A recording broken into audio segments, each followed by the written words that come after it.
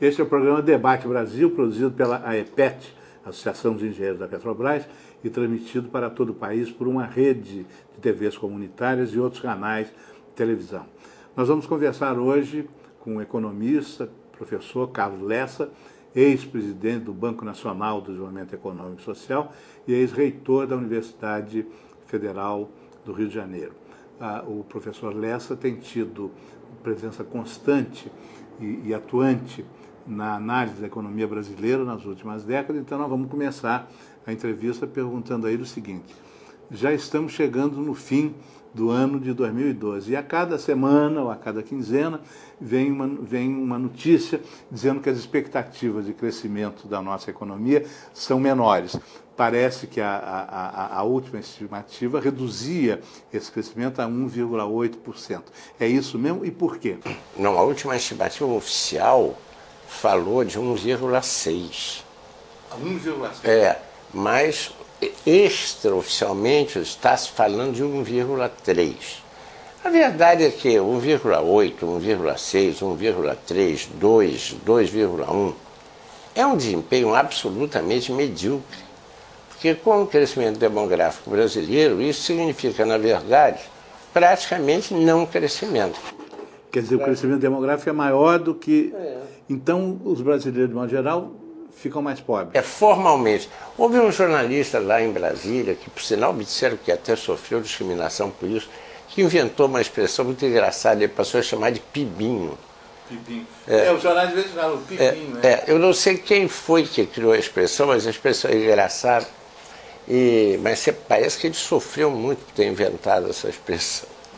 Mas sofreu discriminações, né? Enfim. Foi vetada a entrada dele, parece, em determinados espaços da política econômica oficial. Política econômica oficial. A verdade é a seguinte: o Brasil está com um comportamento absolutamente medíocre do ponto de vista macrodinâmico desde a entrada dos anos 80. Não é? Não fui eu, não foi você, mas a crônica especializada batizou... A entrada dos anos 80 era o início do governo do general Figueiredo. Foi batizada aquele período, a década dos 80, foi batizada pelos jornalistas de década perdida. Não é? Eu, pessoalmente, acho muito injusto esse qualificativo de perdido, porque poderia ter sido perdido da economia, e certamente o foi, porém não foi perdido pelo institucional, porque se restaurou o Estado de Direito dentro do país. A campanha da direta já... Então, na verdade, certamente os anos 90, o Brasil viveu uma série de dificuldades e começou, então, a atravessar o Brasil um discurso chamado Consenso de Washington, que dizia que todos os países deveriam embarcar da maneira mais destemida possível e sem inibições no processo mundial de globalização e que o modo de prosperar seria apostando que exportar era a solução. Não é? Inclusive se criou uma expressão muito pedante na época chamada integração competitiva, ou seja, o que o Brasil teria que fazer é se integrar à economia mundial com competitividade. Muito bem. A década dos 90 foi uma década absolutamente lamentável do ponto de vista de desempenho macroeconômico.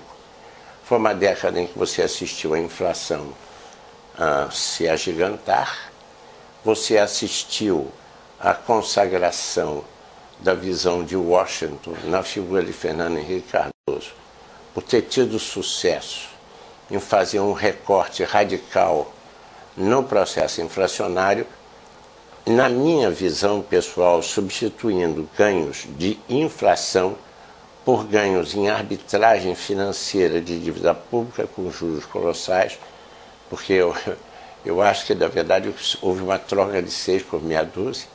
Quer dizer, na verdade, você manteve a má distribuição de renda do país, ela até piorou, e manteve, obviamente, como campeões nacionais, passaram a ser os bancos brasileiros, não é isso?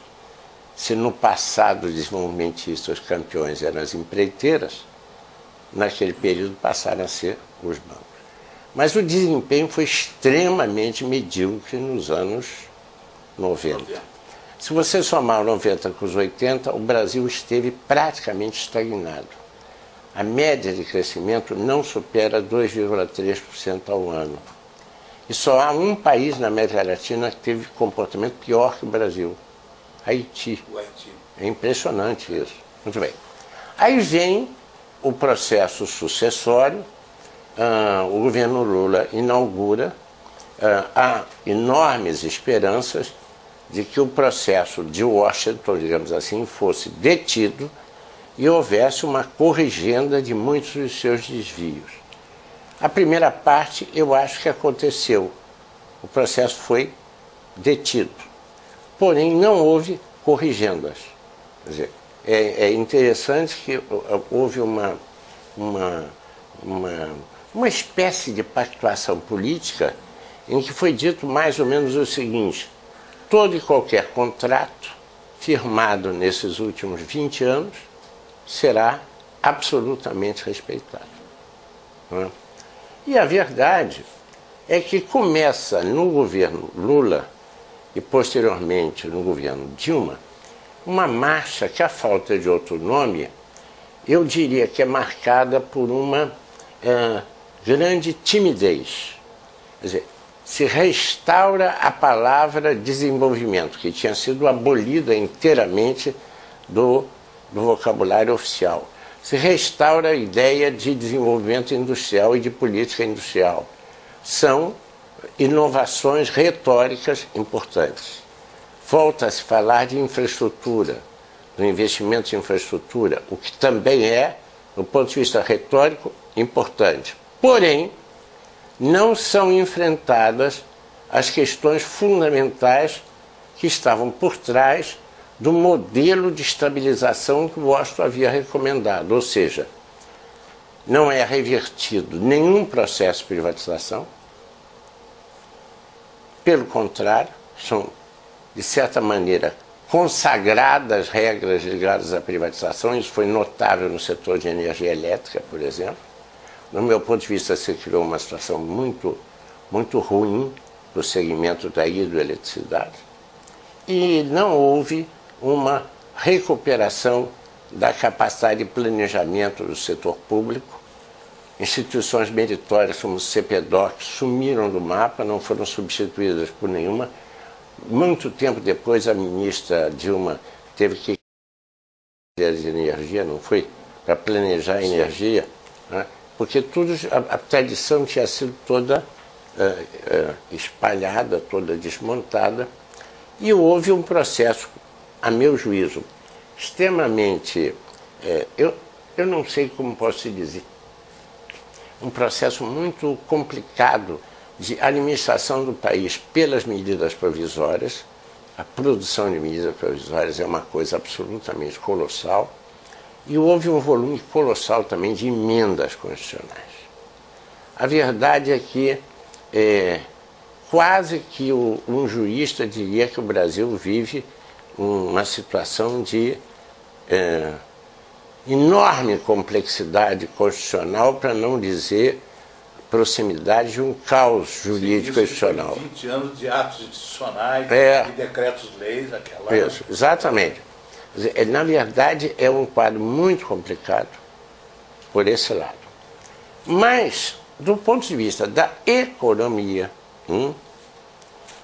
eu já disse, festejo que tenha sido reeditada a palavra desenvolvimento, industrialização, política industrial, investimento público, infraestrutura, palavras que estavam proscritas como palavras pecaminosas, digamos assim, começaram a reaparecer no discurso público oficial, como também houve o Plano de Aceleração de Crescimento, o PAC, como também houve um discurso que, à primeira vista, estaria dizendo o seguinte: nós agora olharemos para o futuro. Lato sensu. E eu até diria que nesse Olharemos para o Futuro tem uma coisa fantástica, que é a recuperação do IPEA, que se converteu numa instituição absolutamente espetacular em matéria de publicações. O que o IPEA estudou e publicou sobre o Brasil é realmente deslumbrante. Porém, não houve nenhuma mexida nas regras do jogo financeiro, o sistema cambial ficou intacto e a relutância em redução dos juros foi absolutamente impressionante, inclusive com essa coisa da Dilma ter medo de inflação no seu primeiro ano, não é? Em que ela empurrou para cima juros, quando o mundo inteiro estava fazendo um esforço enorme para abaixar. A verdade